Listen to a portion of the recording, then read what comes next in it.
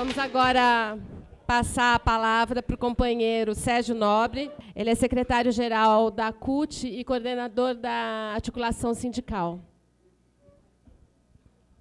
Bom dia, companheiros, companheiras. Para mim é uma alegria muito grande estar aqui com vocês, porque acho que a grande riqueza da CUT é os seus agrupamentos, né? Suas forças políticas, que quando a gente senta e vai dialogar, né, a gente troca experiência, troca ideias e evita, né, de cometer erros, né? Porque uma organização, né, que não tem essa riqueza tem uma tendência muito grande de errar, né? Então, acho que a fase mais rica da CUT foi quando tinha muitas forças políticas no seu interior, né? A saída de diversas correntes da CUT, que foram construir outros projetos, na minha avaliação, não foi bom para a CUT. E eu sou um ferrenho defensor, inclusive, que tem que trabalhar para a volta de muitos deles, porque eu acho que ninguém ganhou com a saída, né? Então, tenho muito apreço, né, pela articulação de esquerda. E, aliás, agradecer vocês por 2 presentes de conviver com a Jandira, com o Solanei, dentro da CUT Nacional, porque é um privilégio mesmo o quanto a gente aprende internamente com esses 2 companheiros, né? Lamentei muito não poder ter estado na abertura do evento de vocês, porque eu estava doente, garganta inflamada, febre, não consegui ir. Mas estou feliz de vir aqui e ajudar e contribuir um pouco com o debate de vocês, né? Jandira estava me falando já da riqueza do debate que vocês fizeram aí nos últimos dias, né? Mas eu vou tentar contribuir um pouco, né, com a minha visão do que eu acho que está ocorrendo no Brasil, né? Então, eu não sou economicista, né, e às vezes nem entendo o que as pessoas falam sobre isso, mas eu estou convicto de que grande parte dos problemas que nós estamos vivendo agora está exatamente aí, né? É na economia. Eu não acredito que a população se move por ideologia. Quem se move por ideologia é a militância, né? Então, o Lula se elegeu e se reelegeu, não foi porque o povo olhou para ele e falou, é um cara de esquerda, né, operário, socialista, então não foi isso, né? Votou nele porque acreditava que ele tinha condição de conduzir o país para o caminho do desenvolvimento, melhorar o emprego, melhorar a renda, a perspectiva de futuro. Foi isso que levou à vitória, na minha avaliação, e à reeleição do Lula, e também, em grande medida, da companheira Dilma. O povo ele se move pelo seu ânimo, né? Ele olha para frente e vê se tem futuro ou não, né? Acreditar que há um futuro é muito importante para que você tenha o apoio popular. Então, a economia ela andou mal nos últimos anos. Então, na semana passada, eu fui convidado por um pessoal do Banco Credit Suisse, e que eles fazem análise, né, da economia, fazem projeção futura. E esse banco é importante porque, infelizmente, os atores econômicos não se movem pela nossa análise de conjuntura, né, se move por esse pessoal. Então, esse é um banco que, quando ele faz as suas projeções, ali os atores econômicos se organizam. Os bancos, as grandes empresas se orientam por aquilo que eles estão projetando. Então, o que eles estão projetando para esse ano aqui, né? De que a economia brasileira vai ter um PIB negativo. Vocês vão discutir à tarde a economia, não é isso? Parte da tarde? Um pouco? Enfim, mais de que nós vamos ter uma retração do PIB, nós vamos ter um PIB negativo de 1,6 no Brasil, né? E eles projetam, né, para o ano que vem, o PIB de 2016, um PIB positivo de 0,5%. Eles estão projetando para 2016. Agora, o interessante é que a projeção do PIB mundial para esse ano é de 2,5% e de 3% para o ano que vem. Então, significa que o nosso problema que nós estamos vivendo não é um problema externo. Nós estamos nessa situação que nós estamos por problemas internos, né? Então, o tal do ajuste fiscal, ele foi, na minha opinião, o grande responsável pela queda de popularidade da Dilma brusca no começo do ano, que eu não esperava. Eu achava que seria um ano extremamente difícil, todo mundo achava, todo mundo sabia que teria um ajuste fiscal, mas não imaginaria que teria sido feito da maneira com que foi feito e que isso levaria a uma deterioração da popularidade da presidenta tão rápido como ocorreu, né? Então, por que o ajuste a gente sabia que ele viria? Porque, certo ou errado, foi feito escolhas, né, na economia lá atrás, né? Então, para manter a inflação sob um certo patamar, né, o custo de vida sob um determinado patamar, o governo subsidiou a gasolina, subsidiou a energia, subsidiou alimento, enfim, né? E foi, com isso, criando um tamanho de dívida que ele não tem receita para cobrir, não é? Então, é mais ou menos igual na nossa família, né? Quando você tem R$3.000 de salário, está gastando 4, se você não ajustar, né, no mês seguinte, essa dívida vira 2.000, no terceiro mês 3.000 e vai até você quebrar. Então, todo mundo sabia que tinha que fazer um ajuste. O que a gente não esperava é que o ajuste seria feito em cima de pensões, em cima do seguro-desemprego, enfim. Então, um erro de rota que se cometeu, não é? Então, eu tenho conversado muito com as pessoas que estão muito insatisfeitas com o governo e muitas que participaram da mobilização chamada pela direita no dia 15 de março, com todas elas. Então, tem críticas ao partido, ideológica? Tem, mas, na sua essência, a maioria da crítica que se faz é o descontentamento em relação à situação que nós estamos vivendo, é a perda de perspectiva de melhoria de vida para o futuro. Então, as pessoas que criticam, falam, olha, no governo Lula, eu melhorei de vida, eu fiz o puxadinho da minha casa, eu comprei o carro, comprei um terreno, eu melhorei de vida, né? E agora não, agora eu estou perdendo aquilo que eu conquistei, né? Então, teve um companheiro na feira que me disse uma coisa interessantíssima, conversando com ele, que ele falava assim, olha, eu no governo Lula eu consegui melhorar a minha vida, né? A primeira vez que eu fui numa praia na minha vida, foi lá na Praia Grande, numa excursão, quando era jovem, né? Então, agora, eu tive condições agora, empregado, tal, de conhecer a praia do Rio de Janeiro, eu fui para Salvador e conheci belas praias, tal. Então, a minha sensação é que estão me empurrando de volta para a Praia Grande, né? É essa a situação, estou voltando para a Praia Grande. Então, é esse o sentimento. Então, eu acho que se a gente não recuperar a economia, fazer o país voltar a crescer, não é? É muito difícil sair dessa situação, não é? E eu acho que tem caminho. Eu não consigo entender quando alguém vem dizer que o modelo de crescer pela renda e pela inclusão está esgotado no Brasil. Não entra na minha cabeça, não é? Talvez seja bom eu não ser economista e não ser advogado por causa disso. Porque quando eu entro numa favela, eu vejo a situação do nosso povo. Lá na região do ABC, né, Jandira de lá, entra naquelas favelas lá de São Bernardo para ver, e olha que São Bernardo é uma cidade rica, para ver como o povo vive. Né? 4, 5 pessoas, sabe, em 3, 4 metros quadrados, dorme no meio dos ratos, não tem saneamento básico, não tem absolutamente nada. Então, como é que está esgotado? Se o nosso povo ainda, né, mora nessa condição nas favelas, anda nas estradas brasileiras para ver o potencial que tem ainda de melhorar as estradas brasileiras, ferrovia, olha o que o Brasil tem de ferrovia para ser construído. Quer dizer, então tem um potencial extraordinário ainda de crescer. A condução da economia é muito importante e acho que isso é um desafio. Quando eu estava na faculdade e ensinava economia, quando chegava na prova, o professor dizia lá, a inflação, quando ela sobe, o que você tem que fazer com os juros têm que subir. Se você falar que não, você erra na prova, né? Te dá 0. Não é?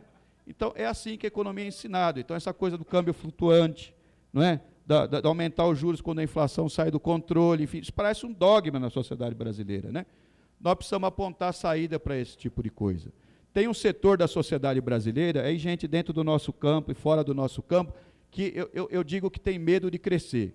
Quando o país começa a crescer acima de 2%, já inventa né, para botar freio no crescimento. Então, acho que um dos grandes erros que foi cometido foi exatamente isso. A economia brasileira tinha potencial de crescer, e aí parte desse povo que está dentro do governo, com medo do crescimento, tomou medidas recessivas que agora está atrapalhando o nosso desenvolvimento. Então, acho que isso, o tema da economia é muito importante, e é importante que o movimento sindical tenha propostas para isso. Né? Então, acho que esse vai ser um dos grandes desafios, e do nosso Congresso da CUT também, né? Como é que nós vamos propor um modelo econômico que retome o crescimento com vigor na taxa de 4%, 5%, que é o que eu acho que o país poderia crescer, e tem potencial para crescer, se a gente acreditar. Né? Agora, um pouco sobre como eu vejo o projeto aqui. Né?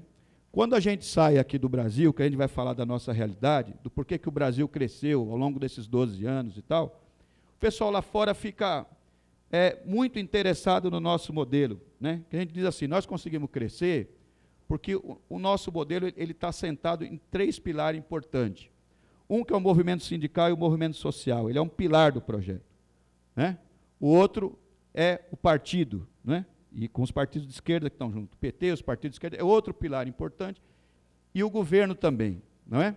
É o terceiro pilar. E existe uma relação entre esses 3 atores, e aí é que está o legal do nosso modelo, que assim, é um pilar em que um tem relação com o outro, mas sem perder sua identidade, sem perder o seu papel. Né?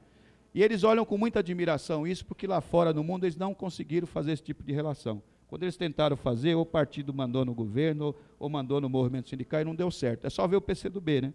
O PCdoB é a relação que eles têm. O partido manda no movimento sindical, e com todos os problemas que isso cria. Né?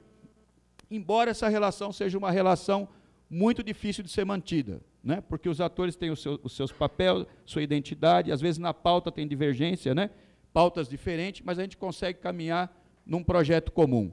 Então, qual é o problema que eu acho que nós estamos vivendo agora?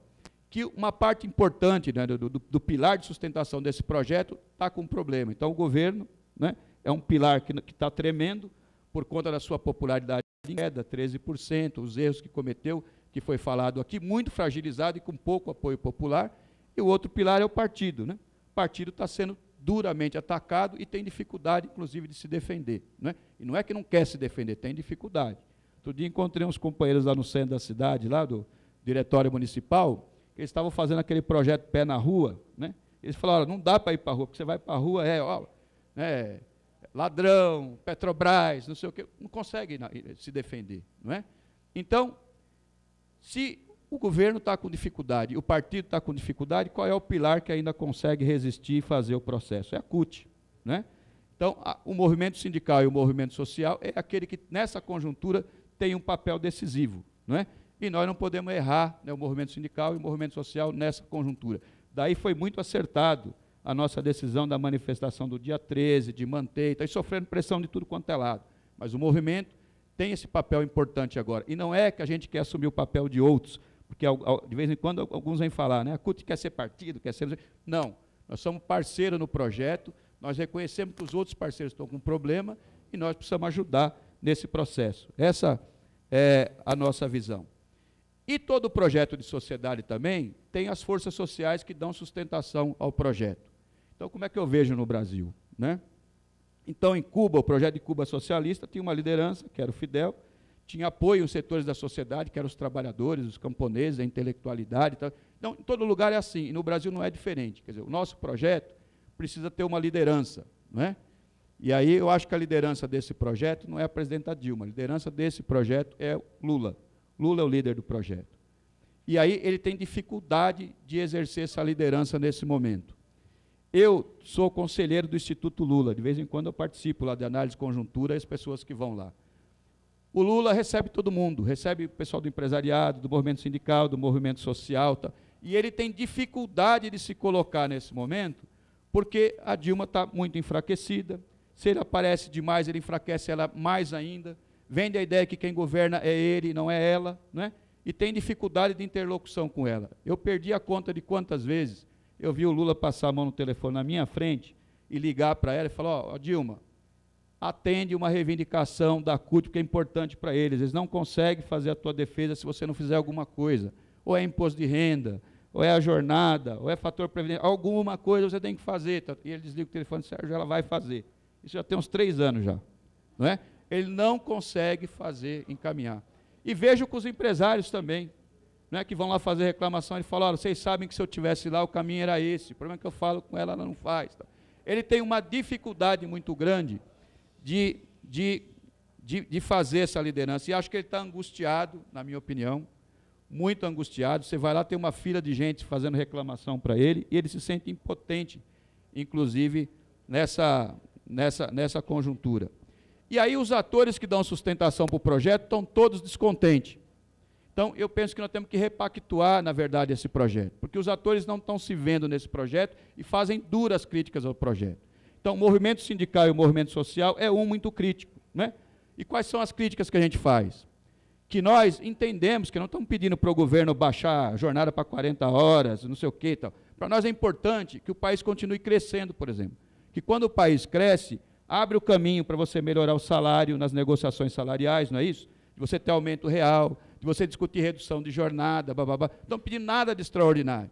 Mas onde é que está o nosso descontentamento? Porque a política que está sendo implementada nos leva para a recessão, portanto, nos fragiliza, não é isso? Nos fragiliza na nossa base. Nós não somos recebidos, não é? Quando a gente é recebido, aquilo que a gente pede não é encaminhado, né? É a queixa de todo mundo.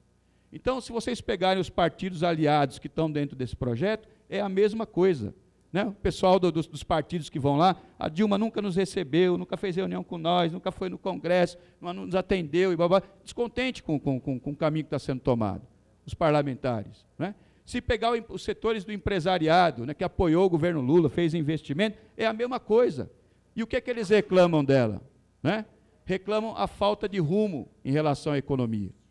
Então, vocês sabem que para a empresa que vai investir, sabe, milhões, às vezes bilhões de investimento, a previsibilidade com relação ao futuro é decisivo, não é? Porque você faz investimento que vai voltar em 15 anos, em 20 anos. Então, a pior coisa do mundo é você ser surpreendido com mudanças o tempo inteiro. Então, por exemplo, a coisa da desoneração de folha, que nós criticamos muito, né, na forma de ter sido feita, eu me lembro quando ela foi anunciada para os empresários. Eu estava lá, junto com o Guido Mantega. E ele falou assim, ó, nós vamos desonerar a folha de pagamento.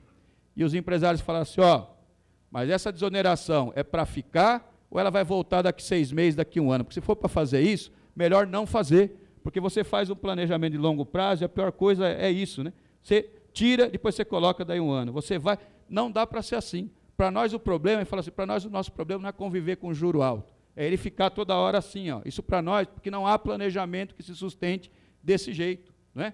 Então, a queixa deles é isso, toda hora é uma mudança, né? Muda juros, muda isso, entra o imposto, tira o imposto, e não consegue fazer planejamento, e não consegue entender para onde o país está indo. E, de certa maneira, é a mesma coisa com a população brasileira. O povo ele quer olhar para frente, quer saber para onde vai. Vocês sabem para onde a Dilma está levando o país? Se vocês soubessem, vocês me contam, porque eu não sei. Eu sou o secretário-geral da CUT, né? E eu não consigo entender onde nós vamos chegar desse jeito. Eu não consigo compreender o projeto para onde está indo. Aliás, eu acho que era isso que ela devia fazer. Ela tinha que ir a público, pegar os atores, todos eles, em especial aqueles que compõem e deram sustentação ao projeto, e deixar claro o que é que vai acontecer com o país em 2016, 2017, 2018, aonde quer chegar, sabe? Quais são as ações? Porque as pessoas não vivem na desesperança.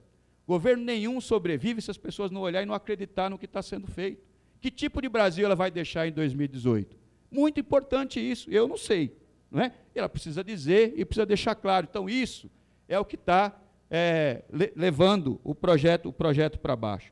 Eu acredito muito no potencial desse projeto. Eu acredito muito mesmo no potencial desse projeto. Eu acho que nós temos todas as condições de voltar a crescer, recuperar, inclusive, a credibilidade que a gente perdeu.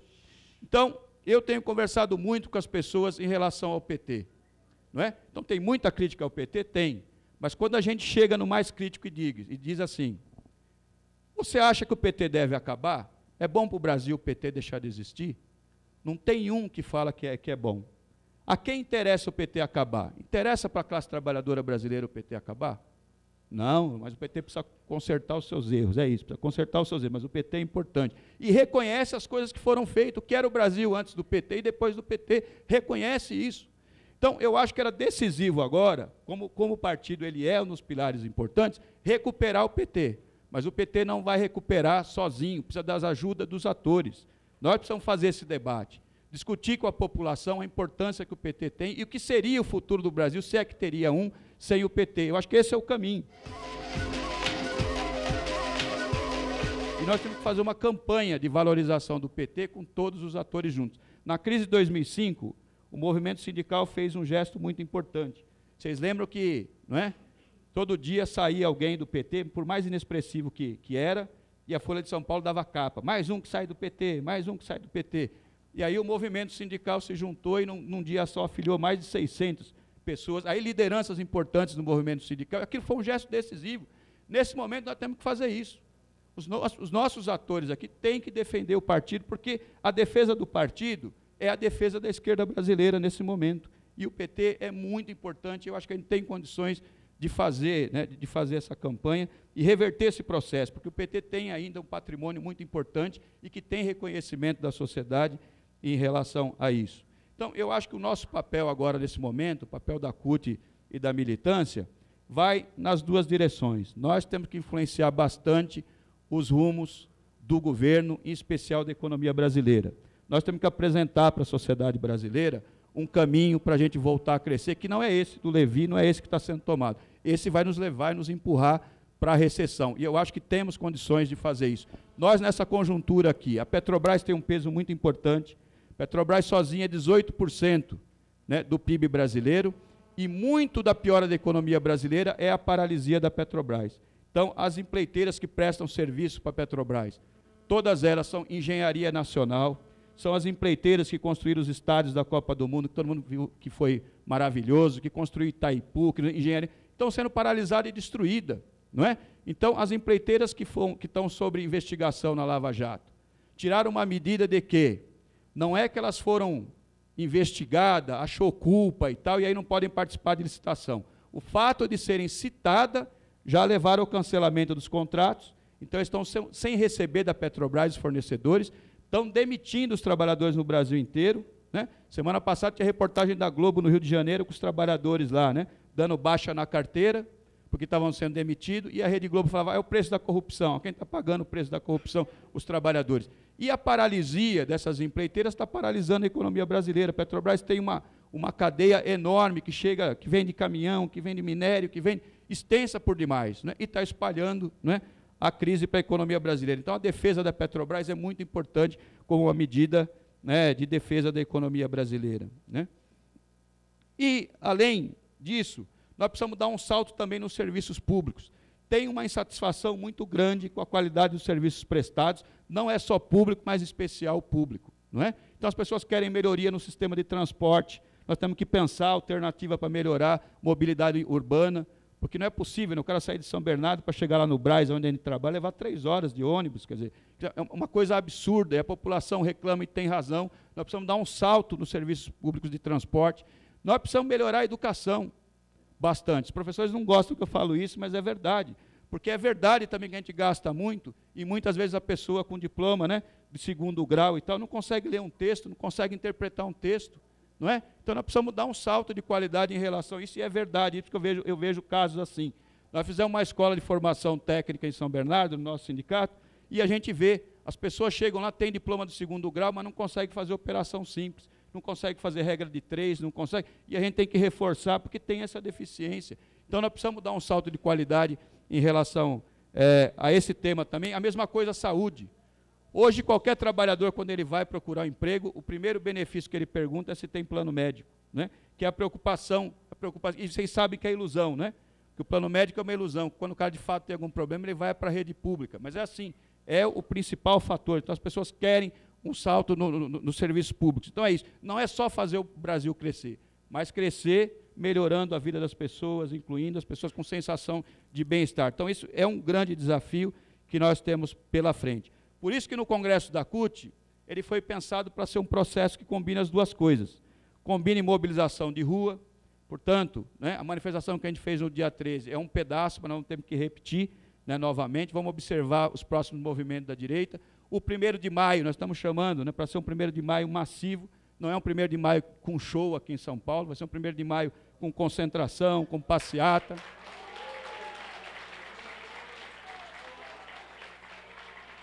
Em que nós, né, e não só da CUT, mas um 1º de maio com os movimentos sociais, de juntar muita gente, tentar repetir, ou colocar mais gente que nós colocamos ainda no dia 13, né, para que a gente dê resposta à direita. Nós não podemos perder a rua de maneira nenhuma para a direita. Nós não podemos perder a rua e não vamos perder a rua para a direita. E segundo, também que o Congresso nosso, a importância da conferência de vocês, é isso. Como que nós vamos apresentar medidas e propostas inovadoras que faça sentido, que seja possível de ser implementado, seja para reverter o quadro de crise da indústria, da economia, melhorar a saúde, melhorar a educação, que é essa agenda que a gente tem que fazer. Então, eu disse para a presidenta Dilma, quando tive a oportunidade, e disse para o presidente Lula, e eu acredito muito nisso também. Eu acho que o povo, ele é igual ao torcedor de futebol. Eu sei disso porque eu sou palmeirense e sofri uma barbaridade o ano passado, né? Mas é verdade, quer dizer, então a gente assim, ó, como eu sou palmeirense, eu tenho um amor ao clube, né? Mas se o clube joga mal, perde tudo quanto é jogo de 3, 4-0, está ameaçado de ir para a 2ª divisão, o que o torcedor faz? Ele xinga, pede mudança no time, troca o técnico, contrata jogador, não é isso? Mas aí o time começa a jogar melhor, como começou agora, né? A gente começou a ganhar alguma coisa, a gente volta a aplaudir, não é isso? Enche o estádio, todos os jogos do Palmeiras estão com o estádio cheio, não é? O torcedor aplaude e tal, então é isso. Então o que é que está acontecendo com o povo? Nós estamos jogando mal, e o povo está vaiando e pedindo mudança. Se a gente voltar a jogar bem, parar de errar, o povo vem com nós, bate palma para a gente e nós vamos seguir o projeto. Então é isso. Gente, um grande abraço.